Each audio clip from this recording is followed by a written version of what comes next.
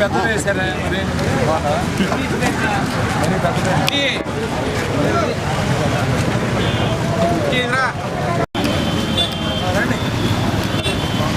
Hello hello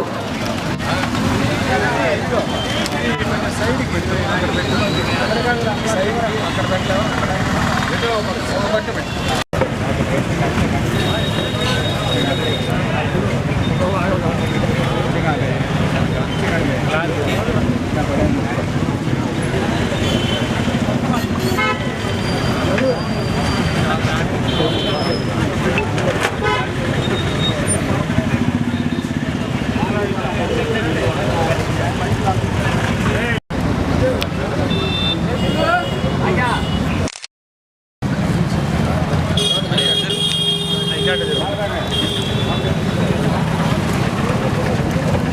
అందరూ ముందుకు వచ్చేసేయండి. ముందు వరుసలో కూర్చోమని అందరినీ కొద్దిగా సైడ్ ఇది ముందు పిల్ల అయితే తర్వాత తీసుకో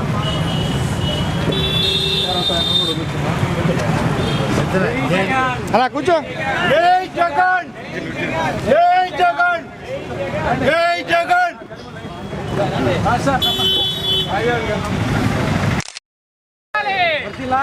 Lokesh Lokesh Lokesh Lokesh mega DSC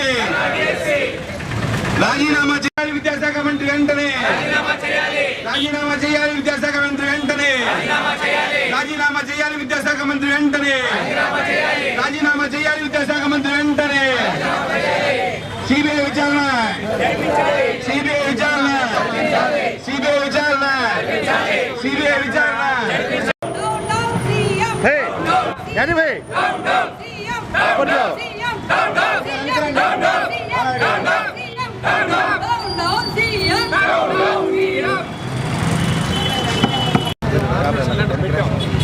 mic అందరికి ఇస్తున్నారు కదా ఇక్కడ మైకు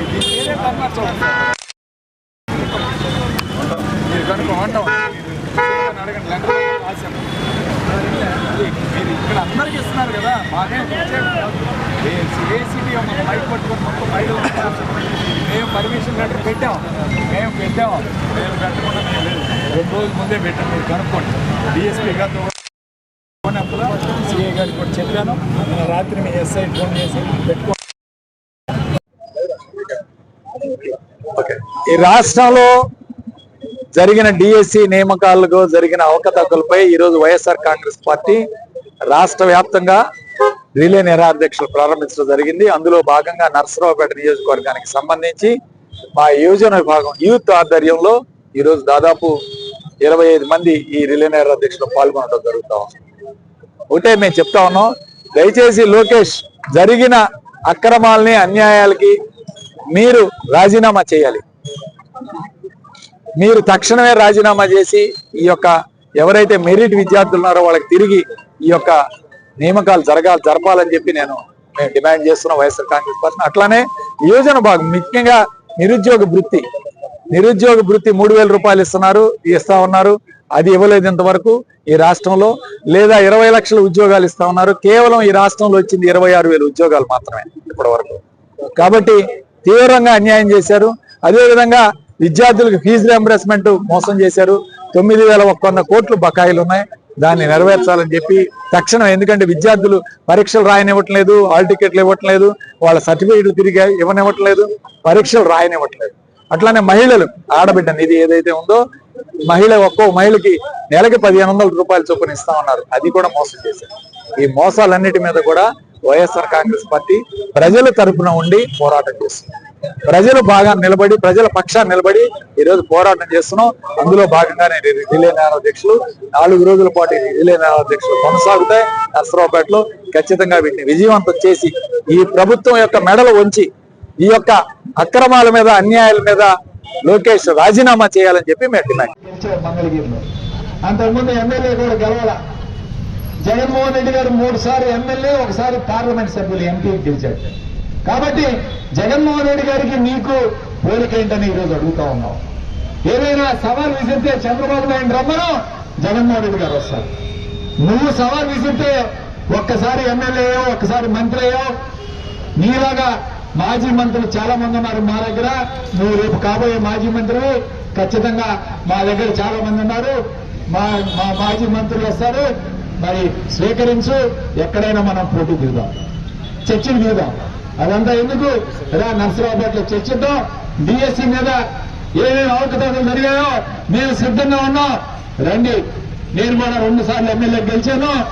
ఎమ్మెల్యేగా గెలిచి 2 సార్లు గెలిచి శాసనసభకి వెళ్ళాం. ఖచ్చితంగా పోటీ పడదాం. రండి. డిఎస్సిలో ఏమేమి అవకతవకలు జరిగాయో మేము అందరం కూడా చర్చించడానికి సిద్ధంగా ఉన్నామని చెప్తా ఉన్నాం. అలానే రెండో సమస్య, ఈ రోజు చాలా మంది యువకులు ఉన్నారు. వీళ్ళందరికీ ఉద్యోగాలు ఇస్తాం, నిరుద్యోగ వృత్తి ఉద్యోగాలు ఇవ్వకపోతే నిరుద్యోగ వృత్తి ఇస్తామని చెప్పారు.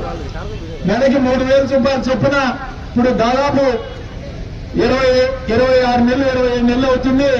ఒక్కొక్కరికి మరి దాదాపు 75,000 నుంచి 90,000 దాకా బాకీ ఉన్నారు. ఒక్కరికైనా ₹1 చెల్లించారా ఈ రాష్ట్రంలో అని చెప్పి అడుగుతా ఉన్నారు. నిరుద్యోగ వృత్తి అయిపోతే 20 లక్షల ఉద్యోగాలు ఇస్తా ఉన్నారు.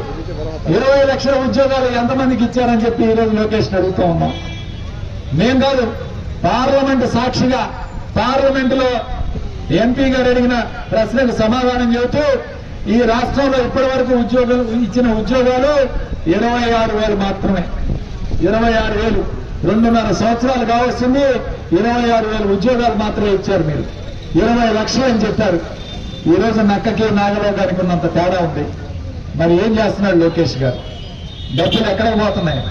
డబ్బులు అప్పులు మాత్రం కోట్లు చేస్తున్నారు.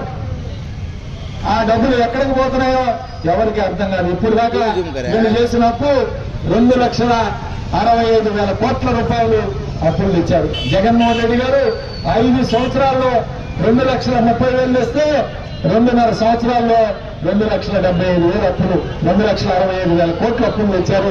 మీరు ఏం చేశారు? ఈ డబ్బులు కాలేజీ కురవాళ్ళకి ఫీజు రియంబర్స్మెంట్ కింద 9,100 కోట్లు బకాయి ఉంటే ₹1 చెల్లించట్లేదు. అమ్మఒడి కింద 3 సంవత్సరాల్లో 2 సంవత్సరాలు ఇచ్చారు. అది కూడా 20 లక్షల మందికి ఎగరగొట్టే కార్యక్రమం చేశారు. అట్లానే మరి గ్యాస్ సిలిండర్లు అన్నారు, 1 సిలిండర్ ఇచ్చారు ఎప్పుడు దాకా 2 సంవత్సరాల కాలంలో.